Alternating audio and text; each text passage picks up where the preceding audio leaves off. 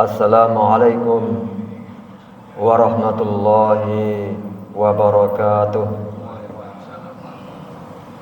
Alhamdulillahilladzi hadana lihada wa ma kunna linahtadiya laula an hadanallah.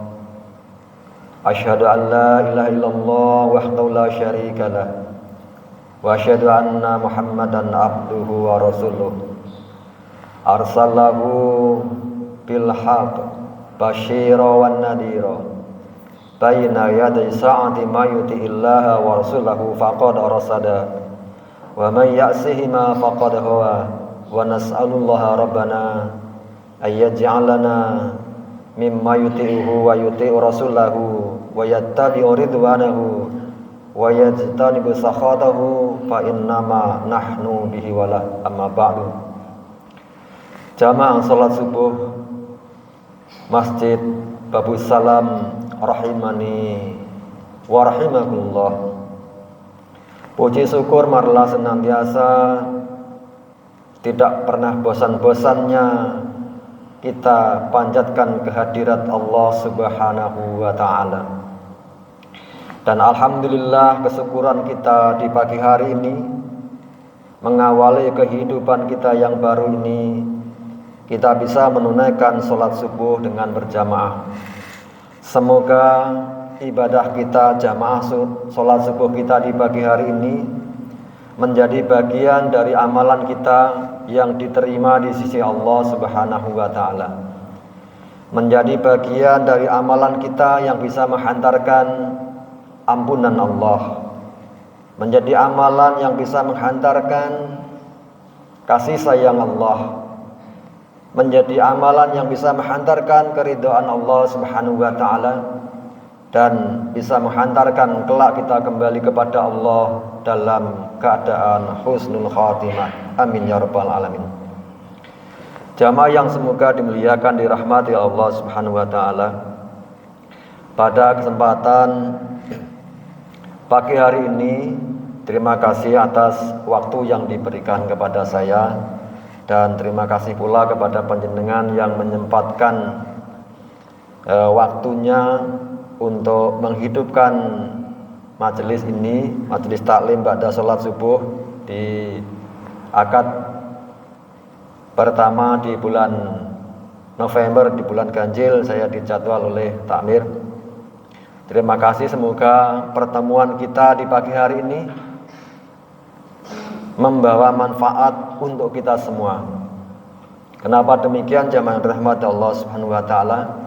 Kalau kita bertemu di tempat yang insya Allah diberkahi Allah, kemudian tidak membawa manfaat bagi kita, maka tentu sebuah kerugian bagi kita.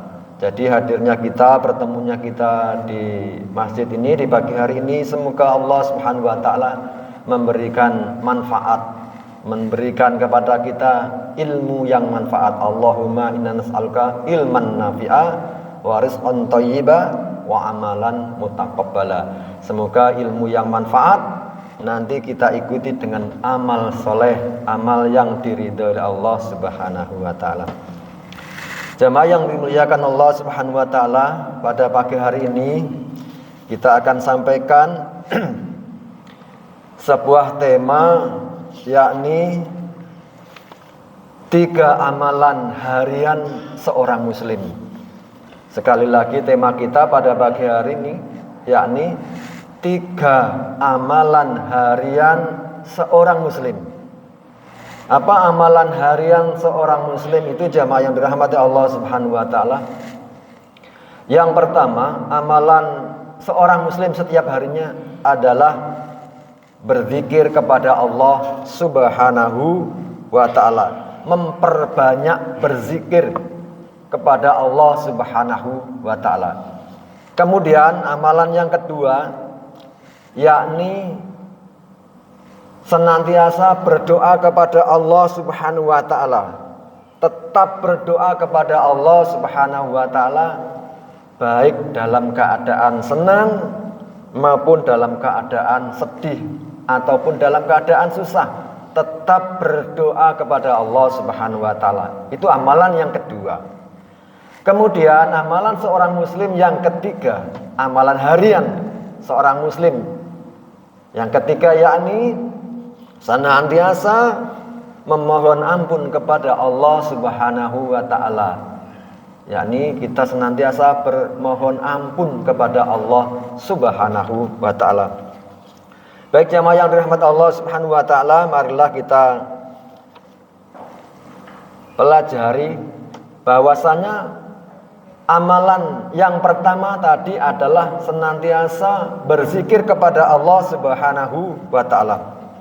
Dan ini disampaikan di dalam firman Allah Subhanahu wa taala di dalam surah Al-Baqarah ayat yang ke-152. Allah berfirman, fadkuruni adkurkum waskuruli wala takfurun. Maka ingatlah kepadaku, aku pun akan ingat kepadamu. Bersyukurlah kepadaku dan janganlah kamu ingkar kepadaku. Dalam tafsir Ibnu Katsir diriwayatkan dari Sa'id bin Zubair, ingatlah kalian kepadaku artinya dengan cara mentaatinya. Dengan cara mentaati perintah Allah Subhanahu wa taala. Mengingat berzikir kepada Allah. Fadkuruni adkurkum. Berzikirlah, ingatlah kepadaku, kata Allah Subhanahu wa taala, maka aku akan ingat kepadamu. Niscaya aku pun akan ingat kepadamu. Nah, ingatnya Allah kepada kita yakni melalui Allah memberikan rahmatnya, Allah memberikan ampunannya kepada kita. Dalam riwayat lain disebutkan melalui pemberian rahmat. Ibnu Abbas radhiyallahu anhuma mengatakan ingatnya Allah atas kalian itu lebih besar daripada ingatnya kita, daripada ingatnya hambanya. Ingatnya Allah Subhanahu wa taala itu lebih besar, sehingga dengan ingatnya, selalu ingatnya Allah kepada kita itu setiap saat itu hamba-hambanya, makhluknya Allah itu senantiasa Allah berikan karunia, Allah berikan rezeki. Nah, siapa yang di antara kita yang tiap hari tidak mendapatkan rezeki? Apapun bentuk rezeki itu, bentuk karunia itu. Kemudian di dalam ayat yang lain Allah sampaikan, ya ayyuhalladzina amanu dzkurullaha dzikran katsira. Wahai orang-orang yang beriman, ingatlah kepada Allah Ta'ala dengan mengingat namanya sebanyak-banyaknya. Jadi berzikir kepada Allah Subhanahu wa taala dengan sebanyak-banyaknya, mengingat kepada Allah dengan sebanyak-banyaknya. Kemudian di ayat yang lain, di ayat ke-9 di dalam surah Al-Munafiqun, Allah sampaikan, ya ayyuhalladzina amanu la tulhikum amwalukum wala auladukum an dzikrillah wa may yaf'al dzalika fa ulaika humul khasirun. Wahai orang-orang yang beriman, janganlah harta, bendamu dan anak-anakmu melalaikan kamu dari mengingat Allah. Dan barang siapa yang berbuat demikian, maka mereka itulah orang-orang yang rugi. Jemaah yang dirahmati Allah Subhanahu wa taala, di dalam ayat ini Allah memerintahkan, wahai orang-orang yang beriman, janganlah harta bendamu dan anak-anakmu melalaikan kamu dari mengingat Allah. Jadi ayat ini menyampaikan kepada kita apa yang telah Allah berikan kepada kita, harta misalnya. Kemudian anak-anak keluarga yang Allah berikan kepada kita, yang itu adalah karunia Allah. Maka janganlah karunia Allah itu menjadikan kita seorang muslim itu melupakan Allah Subhanahu wa taala, melalaikan Allah Subhanahu wa taala, melalaikan dari berzikir, mengingat Allah Subhanahu wa taala. Tetapi justru sebaliknya, jadikanlah apa yang diberikan Allah, karunia yang Allah berikan, harta, keluarga, anak-anak kita itu untuk berzikir kepada Allah, mengingat kepada Allah. Oh ya, Allah telah memberi kepadaku nikmat yang seperti ini, yang tidak terhitung. Dan nikmat ini yang Allah berikan kepadaku tidak Allah berikan mungkin kepada semua orang. Jamaah yang rahmat Allah Subhanahu wa taala. Kalau kita perhatikan, ada di antara hamba-hamba Allah itu yang tidak Allah berikan keluarga, yakni tidak Allah berikan keturunan. Kalau kita diberi keturunan Allah Subhanahu wa taala, diberi keluarga, maka disitulah senantiasa kita merasa nikmatnya karunia Allah yang Allah berikan kepada kita. Kemudian juga harta yang Allah berikan kepada kita, yang mungkin tidak semua hamba-hamba Allah itu Allah berikan harta yang sebaik kita, baik dari mana kita mendapatkannya ataupun juga nominalnya, dan juga kita bisa menafkahkannya di jalan Allah Subhanahu wa taala. Kemudian jamaah yang rahmat Allah Subhanahu wa taala, di dalam surah Al-Ahzab Allah sampaikan, wadzakirinallaha katsiran wadzakirati a'addallahu lahum maghfiratan wa ajran 'azima. Laki-laki dan perempuan yang banyak menyebut Allah, yang banyak berzikir kepada Allah, Allah telah menyediakan untuk mereka ampunan dan pahala yang besar. Jadi berzikir kepada Allah Subhanahu wa taala itu akan Allah berikan balasan kepada pelakunya, yakni ampunan dan pahala yang besar. Laki-laki dan perempuan yang banyak-banyak menyebut Allah Subhanahu wa taala, berzikir kepada Allah Subhanahu wa taala, Allah janjikan Allah menyediakan ampunan dan pahala yang besar kelak ketika kita kembali di sisinya. Jamaah yang dirahmati Allah Subhanahu wa taala, oleh karena itu marilah senantiasa berzikir kepada Allah itu menjadi amalan harian kita. Berzikir, memohon, mengingat kepada Allah Subhanahu wa taala. Dan di dalam sebuah hadis Rasulullah SAW menyampaikan, majtama'a qaumun fi baitin min buyutillahi yatluna kitaballahi wa yatadarasunahu bainahum illa nazalat alaihimus sakinatu wa ghasiyahum rahmatu wa hafatuhumul malaikatu wa dzakarahumullahu fi man indahu.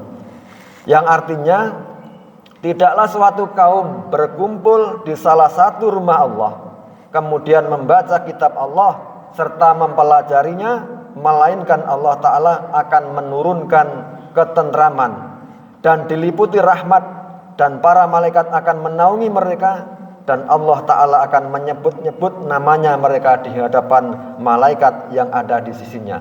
Hadis riwayat Muslim. Jamaah yang dirahmati Allah Subhanahu wa taala, insya Allah yang pagi hari ini beberapa ayat yang tersampaikan dalam majelis ini, mudah-mudahan ini bagian daripada amalan yang disebutkan di dalam hadis ini, yakni barang siapa yang berkumpul di salah satu rumah Allah dan membaca kitab Allah serta mempelajarinya, Allah Ta'ala akan menurunkan ketentraman. Mudah-mudahan hadirnya kita, bertemunya panjenengan dengan kami di sini, mendengarkan ayat-ayat Allah dan mempelajarinya, ini bisa menjadikan diri kita semakin tentram.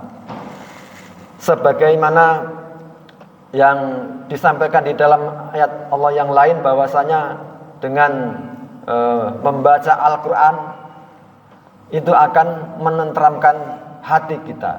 Dengan mengingat Allah itu akan menenteramkan hati kita. Apapun problem yang Allah berikan kepada kita, mudah-mudahan di kesempatan ini bisa menenangkan hati kita karena diliputi rahmat Allah Subhanahu wa taala. Kemudian para malaikat akan menaungi mereka, dan Allah Ta'ala akan menyebut-nyebut namanya di hadapan para malaikat di sisinya. Mudah-mudahan nama-nama kita yang hadir di sini, yang kita ada di majelis ini, Allah sebut nama-nama kita di hadapan para malaikatnya. Amin ya rabbal alamin. Jamaah, itu yang pertama yang harus menjadi amalan harian seorang muslim. Kemudian yang kedua, jamaah yang rahmat Allah Subhanahu wa taala, amalan harian seorang muslim yakni tetaplah berdoa kepada Allah Subhanahu wa taala, baik kita dalam keadaan senang ataupun ketika kita dalam keadaan sedih. Dalam keadaan senang kita juga tidak melupakan untuk berdoa kepada Allah Subhanahu wa taala, lebih-lebih dalam keadaan sedih. Janganlah kita lari dari masalah itu kepada selain Allah Subhanahu wa taala. Allah Subhanahu wa taala berfirman, "Wa qala rabbukum ud'uni astajib lakum. Innal ladzina yastakbiruna an ibadati sayadkhuluna jahannama dakhirin." Dan Rabbmu berfirman, "Berdoalah kepadaku, niscaya aku akan perkenankan."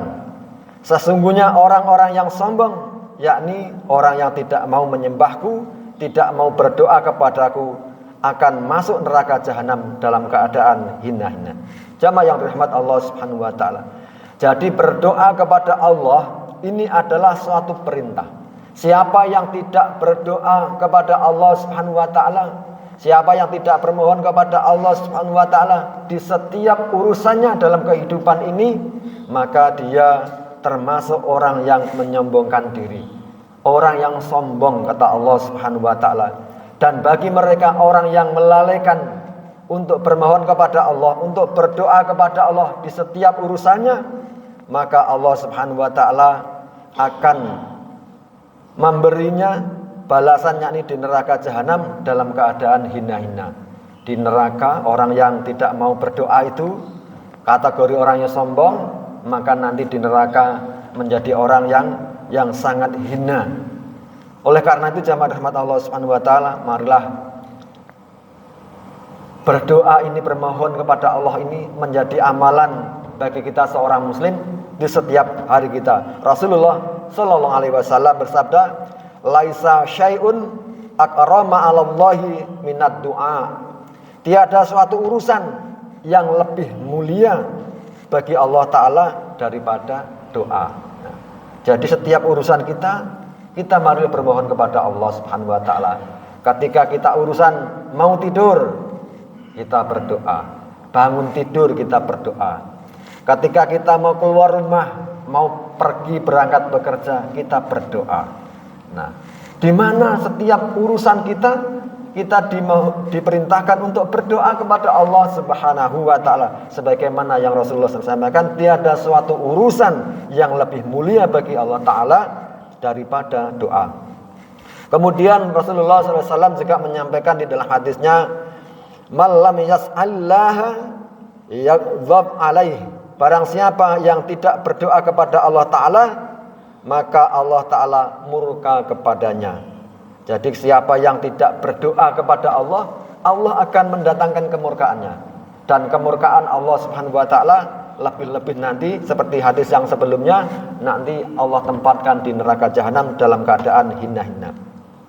Kemudian hadis berikutnya jamaah rahmat Allah Subhanahu wa taala, Rasulullah menyampaikan, yang zilu Rabbuna tabaraka wa ta'ala kulla lailatin ila sama'id dunya hina yabqa thuluthul lail akhiru yaqulu may yad'uni fa astajiba lahu may yas'aluni fa u'tiyahu may yastaghfiruni fa aghfir lahu.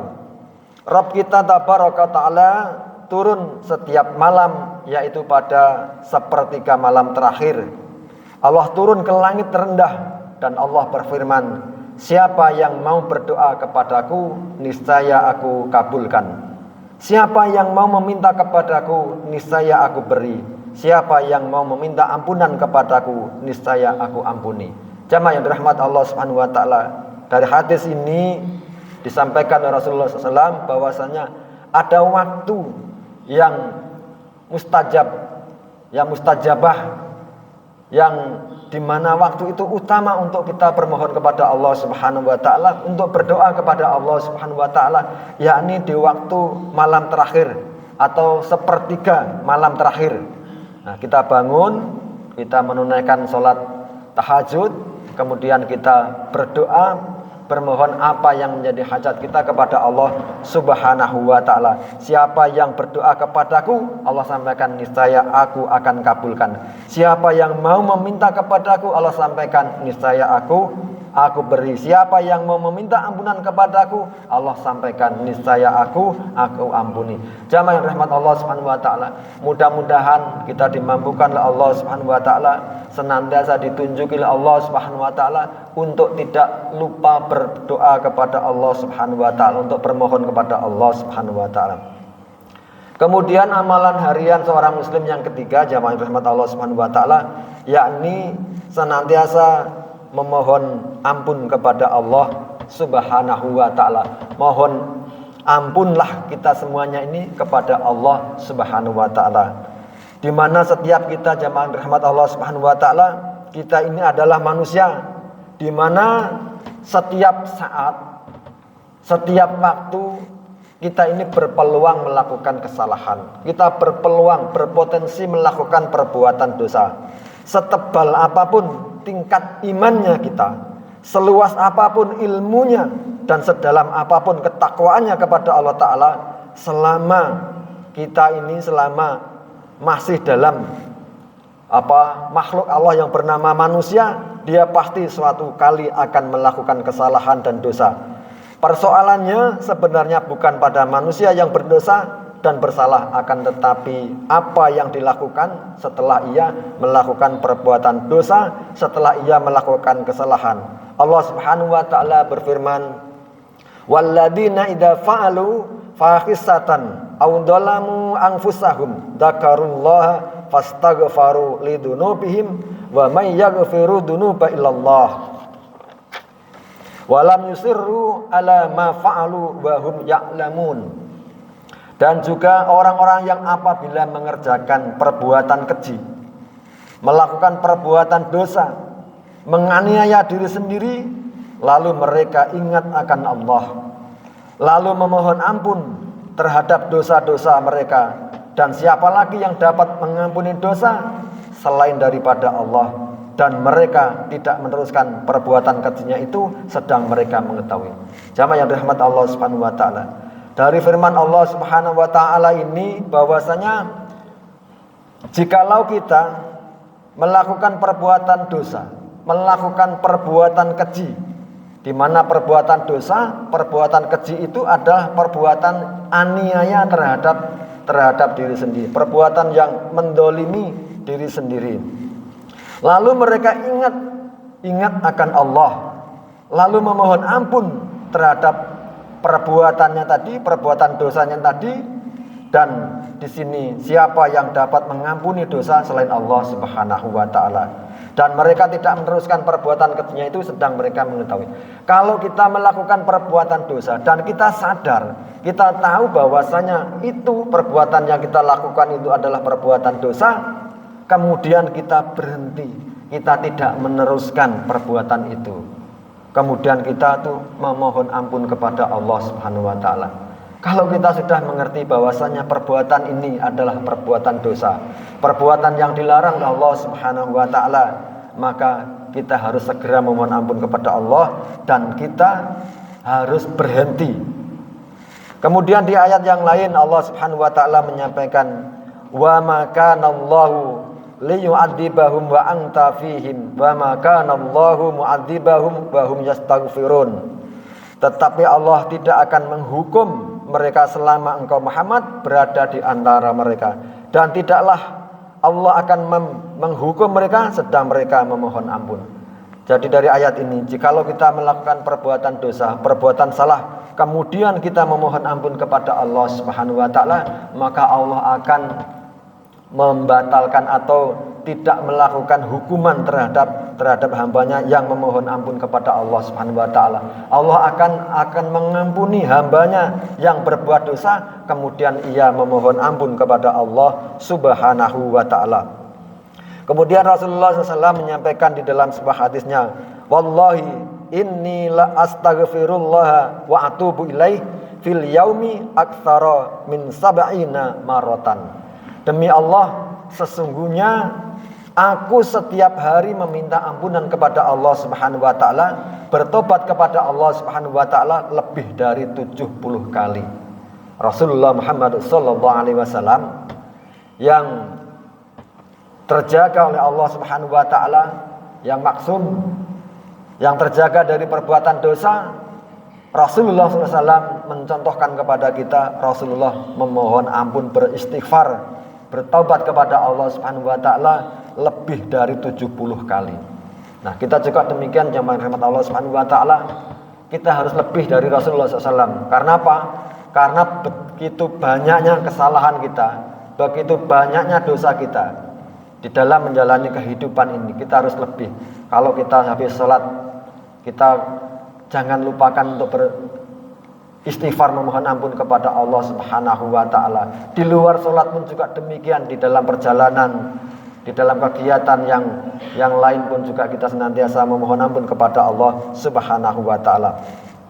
Kemudian wa'tubu ilallah jami'an ayyuhal mu'minuna la'allakum tuflihun.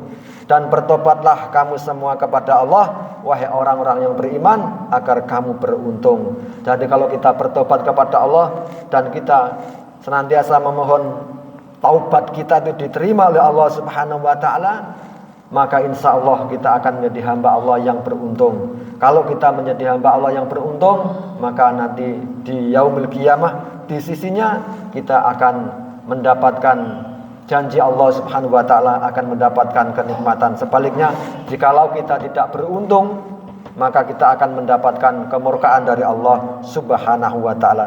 Dan jamaah yang rahmat Allah Subhanahu wa taala, pintu taubat akan selalu terbuka bagi siapa saja yang menghendakinya.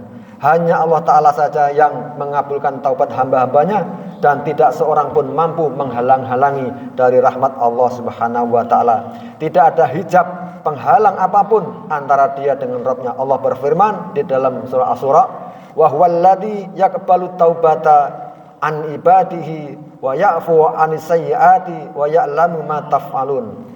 Dan dialah Allah yang mengabulkan taubat hamba-hambanya dan memaafkan kesalahan-kesalahan dan mengetahui apa yang kamu kerjakan.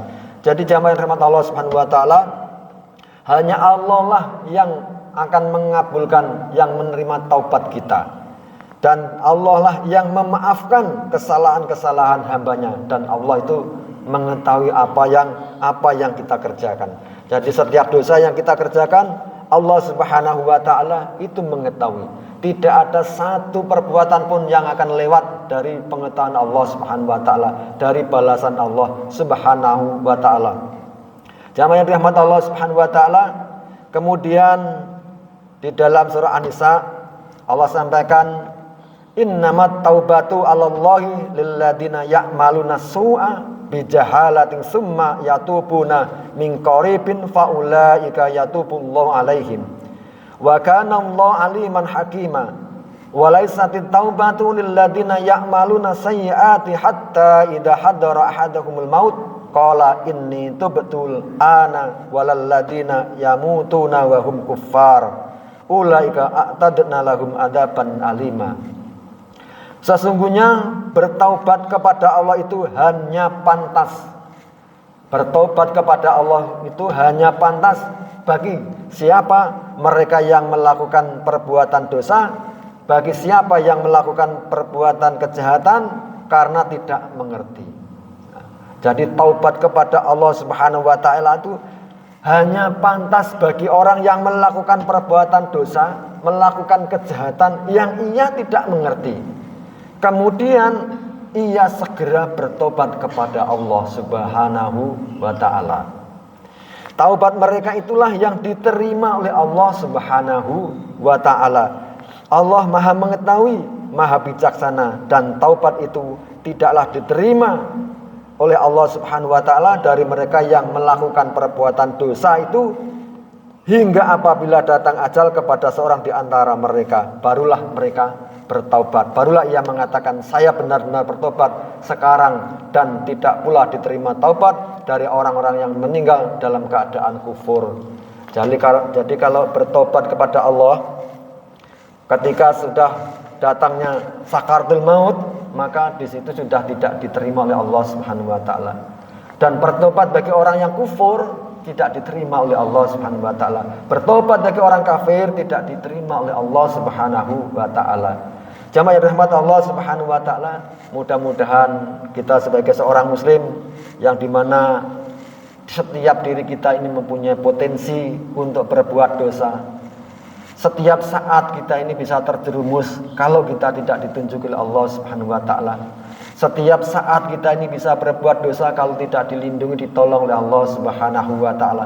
Oleh karena itu jamaah rahmat Allah Subhanahu wa taala, marilah senantiasa kita mengamalkan 3 amalan harian seorang muslim ini. Kita bermohon kepada Allah agar kita dimudahkan untuk berzikir kepada Allah Subhanahu wa taala, ditunjuki oleh Allah Subhanahu wa taala untuk senantiasa berzikir kepada Allah Subhanahu wa taala. Mudah-mudahan kita ditunjuki oleh Allah Subhanahu wa taala, dimudahkan Allah Subhanahu wa taala untuk senantiasa berdoa kepada Allah Subhanahu wa taala, dan senantiasa kita ditunjuki oleh Allah Subhanahu wa taala, dimudahkan Allah Subhanahu wa taala untuk senantiasa bermohon ampun kepada Allah Subhanahu wa taala, sehingga kita nanti kelak kembali kepada Allah dalam keadaan husnul khotimah. Sebanyak apapun kebaikan kita yang kita tunaikan, ibadah yang kita tunaikan, jikalau akhir kehidupan kita su'ul khotimah, maka semua kebaikan itu akan menjadi kerugian bagi kita. Oleh karena itu jamaah rahmat Allah Subhanahu wa taala, marilah kita tidak bosan-bosan memohon kepada Allah agar kita keluar dari kehidupan ini dalam keadaan husnul khotimah. Demikian yang bisa kami sampaikan, mudah-mudahan bermanfaat, dan marilah kita tutup majelis ini dengan bermohon kepada Allah Subhanahu wa taala. A'udzu billahi minasyaitonir rajim. Bismillahirrahmanirrahim. Allahumma shalli ala Muhammad wa ala ali Muhammad. Alhamdulillahirabbil alamin. Allahumma a'inna ala dzikrika wa suhrika wa husni ibadatik. Ya Allah ya Rahman ya Rahim.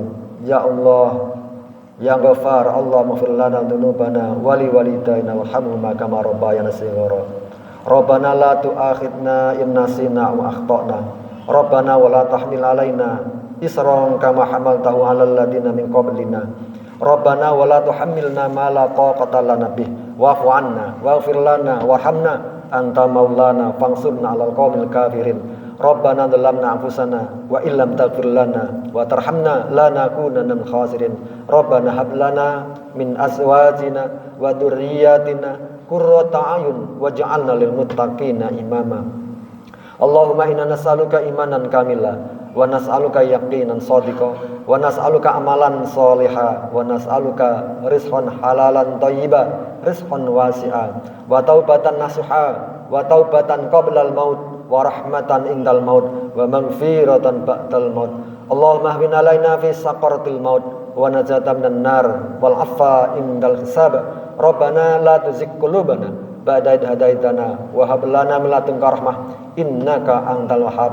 Allah mahtim lana bil Islam wa khtim lana bil iman wa khtim lana bi husnil khatimah. Rabbana taqabbal minna innaka antas samiul alim wa tub alaina innaka antat tawwabur rahim. Rabbana atina fid dunya hasanah wa fil akhirati hasanah wa qina adzabannar. Wa sallallahu ala Muhammadin wa ala alihi wa sahbihi wasallam walhamdulillahi rabbil alamin.